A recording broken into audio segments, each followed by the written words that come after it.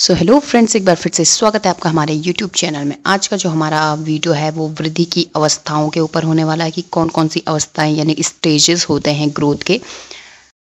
तो अगर आपको ये क्वेश्चन लॉन्ग आंसर में पूछा जाए तब आप इस तरीके से बिल्कुल डिटेल में आप जो है लिखेंगे अपने जो है नोटबुक में, अपने एग्ज़ाम में, सॉरी। बट अगर आपको शॉर्ट में भी एक क्वेश्चन पूछा जाए तो आप सिर्फ मेन स्टेजेस लिखेंगे, जैसे शैशवावस्था हो गई, बाल्यावस्था हो गई, किशोरावस्था हो गई और उसके बाद वृद्धावस्था हो गई। बट अगर आपको लॉन्ग में आंसर में आपको ये क्वेश्चन पूछा जाता है तो आपको बिल्कुल डिटेल में जो है इस क्वेश्चन का जो है आंसर आपको लिखना होगा। तो वो उसी के ऊपर हमने इस वीडियो में अपने डिटेल में आपको बताया है कि कौन कौन सी स्टेजेस यहाँ पर ग्रोथ की यानी कि वृद्धि की होती हैं। तो वीडियो में आगे जाने से पहले अगर आपने हमारे चैनल को सब्सक्राइब नहीं किया है तो मेक श्योर आप इसे ज़रूर सब्सक्राइब कर लें और पास ही पड़े बेल आइकन को ज़रूर दबाएं, जिससे जब भी हम वीडियो डालें आपके पास नोटिफिकेशन ईजिली और सबसे पहले आपको नोटिफिकेशन मिल सके। वीडियो अगर आपको पसंद आता है, आपके लिए हेल्पफुल रहता है तो वीडियो को लाइक करें और इसे अपने फ्रेंड्स के साथ जरूर शेयर करें। तो देखिए, जो फर्स्ट यहाँ पे स्टेज हम होती है वृद्धि की, ठीक है। वृद्धि की जो पहली अवस्था होती है वो क्या होती है? शैशवावस्था होती है। शैशवावस्था देखिए, हर एक जो है मनोवैज्ञानिक द्वारा अलग अलग आपको जो साल होते हैं ना कि कितने से कितने तक की स्टेज मानी जाती है, वो 1-2 साल का जो है डिफरेंस आपको देखने को मिलता है हर एक मनोवैज्ञानिक द्वारा, ठीक है। तो यहाँ पे क्या है, अगर हम लिखें मतलब उस तरीके से बता रहे हैं हम यहाँ पे। शैशवावस्था क्या होती है कि जन्म से 2 वर्ष तक की अवस्था मानी जाती है शैशवावस्था, जिसमें बच्चा क्या होता है, शिशु के तौर पे माना जाता है।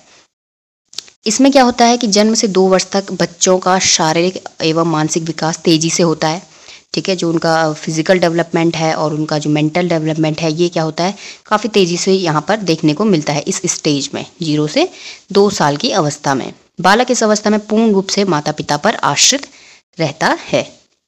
नेक्स्ट पॉइंट इसी के अंदर है कि इस अवस्था में संवेगात्मक विकास तथा सीखने की क्षमता की गति तीव्र होती है। मतलब कुछ भी चीज़ है वो एकदम से कैच कर लेते हैं बच्चे उसे। आप उसे कुछ अच्छी चीज़ भी सिखा रहे हैं तो उसे भी जल्दी से कैच कर लेगा। कुछ बुरी चीज़ आप उसे बता रहे हैं, कुछ गलत तरीके से बोल रहे हैं उसके साथ, तो उसको भी वो काफ़ी अच्छी तरीके से कैच कर लेगा। मतलब उनकी जो सीखने की जो क्षमता होती है वो काफ़ी तीव्र होती है उस समय पे।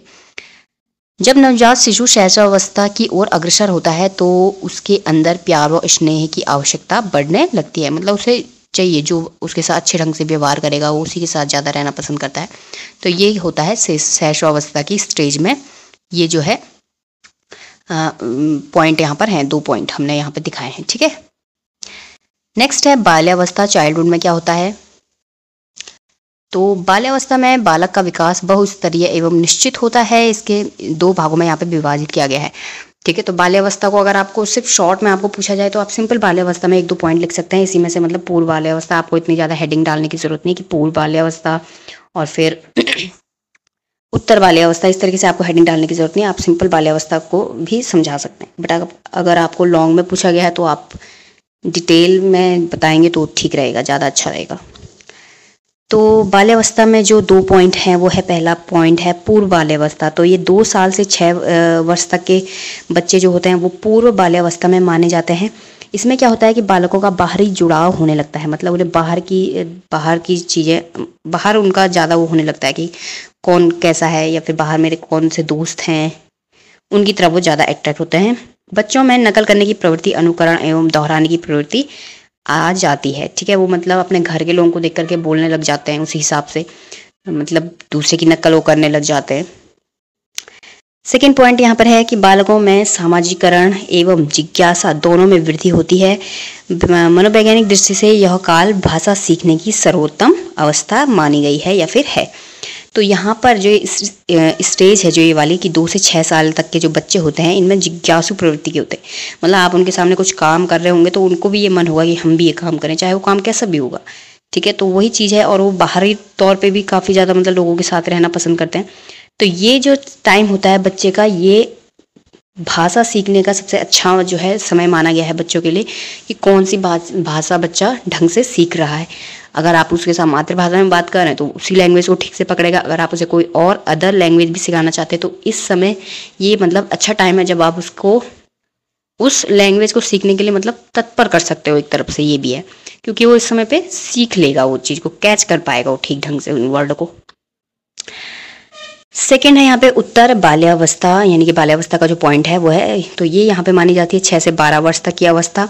इसमें बच्चों में बौद्धिक, नैतिक, सामाजिक, तर्कशीलता इत्यादि का व्यापक विकास होता है। ठीक है, बच्चे का बौद्धिक विकास होने लग जाता है 6 से 12 साल तक। उसके अंदर नैतिक विकास भी उसमें हो जाता है कि क्या चीज़ सही है, क्या नहीं है, हमें कहाँ पे बोलना है, कहाँ पे नहीं बोलना है। इस तरीके से मतलब जिस तरीके से उसे दिया जाएगा घर में परवरिश, जिस तरीके से उसे बताया जाएगा कि घर में किस तरीके से मतलब उसे नैतिक शिक्षा उसे दी जाएगी, उसी ढंग से वो सीखेगा। सामाजिक विकास होता है उसका, तर्कशीलता का उसका विकास होता है। ये सारे विकास जो है देखने के लिए यहाँ पर मिल जाते हैं। नेक्स्ट है पढ़ने में की रुचि में वृद्धि के साथ साथ स्मरण क्षमता का भी यहाँ पे विकास होने लग जाता है। बच्चों में समूह भावना का विकास होता है, अर्थात समूह में खेलना, समूह में रहना, है ना। इस तरीके से ये सारी चीज़ें बच्चों के अंदर आ जाती हैं, क्योंकि वो बच्चों के साथ रहना पसंद करते हैं 6 से 12 वर्ष की अवस्था में। ठीक है, नेक्स्ट पॉइंट है इस अवस्था में बालकों को जीवन में अनुशासन तथा नियमों की महत्ता समझ में आने लग जाती है, क्योंकि घर में भी है, चाहे बाहर, घर से बाहर भी है, मतलब चाहे स्कूल में है, तो वहाँ पे वो रूल्स और रेगुलेशंस को पहचानने लग जाते हैं कि हाँ किस समय पे क्या काम करना है ना, किस समय पे हमारा ब्रेकफास्ट हो रहा है, किस समय पे जो है स्कूल में भी किस समय पे जो है हमारा हमें अपना टिफ़िन करना है। ऐसा नहीं कि मतलब क्लास में ही जो है बच्चा खाने पे लगा है, ऐसा नहीं है। तो उसे रूल्स और रेगुलेशंस का यहाँ पे भी पता चल जाता है 6 से 12 वर्ष की अवस्था में ही। थर्ड पॉइंट यहाँ पर है इस अवस्था में बालकों को जीवन में अनुशासन तथा नियमों की महत्ता समझ में आने लग जाती है। मतलब बच्चा 6 से 12 साल में ये समझने लग जाता है कि किस तरीके का अनुशासन उसके घर में रखा जा रहा है, किस तरीका का अनुशासन उसे बाहर फॉलो करना है ना। रूल्स और रेगुलेशंस को समझने लग जाता है। स्कूल में उसे किस ढंग से रहना है, कब उसे अपना टिफ़िन जो है समाप्त करना है, कब मतलब टाइम टेबल के हिसाब से टाइम के हिसाब से वो स्कूल में चलना सीख जाता है। वैसे ही घर में भी किस समय पे उसे खेल कूद करके घर में पहुंचना है, किस समय पे उसे खेलने जाना है, उसे अपना होमवर्क कंप्लीट करना है। ये सब चीज़ें रूल्स और रेगुलेशन से सारी की सारी चीज़ें बच्चा जो है समझने लग जाता है नियमों को। नेक्स्ट पॉइंट है खोजी दृष्टिकोण एवं घूमने की प्रवृत्ति का यहाँ पर विकास होता है 6 से 12 वर्ष की अवस्था में। ठीक है, मतलब कुछ भी चीज़ खोजनी है, ढूंढनी है, ये चीज़ें यहाँ पर उसका डेवलप होने लग जाता है माइंड। थर्ड पॉइंट यहाँ पे किशोरावस्था, यानी कि 12 से 18 वर्ष की अवस्था को जो है किशोरावस्था के अंतर्गत रखा जाता है।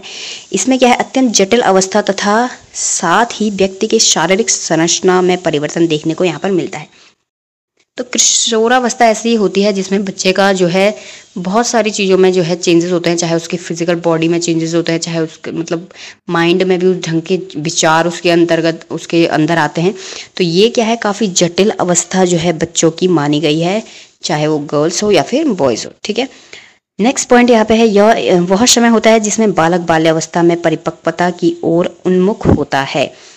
बाल्यावस्था से परिपक्वता की ओर उन्मुख होता है। ठीक है, मतलब बच्चा पहले अभी तक बालक माना जा रहा था, बट अब वो क्या हो रहा है, परिपक्व हो रहा है। ठीक है, तो तब ये कौन सी स्टेज मानी जाती है उसकी, जब वो बच्चों से बड़ा मतलब एक एल्डर बन रहा है, युवा बन रहा है, तो यहाँ पे क्या माना जाता है, वो किशोरावस्था उसकी ये अवस्था मानी जाती है। थर्ड पॉइंट है इस अवस्था में किशोरों की लंबाई तथा भार दोनों में वृद्धि होती है, साथ ही उसकी मांसपेशियों में भी वृद्धि होती है।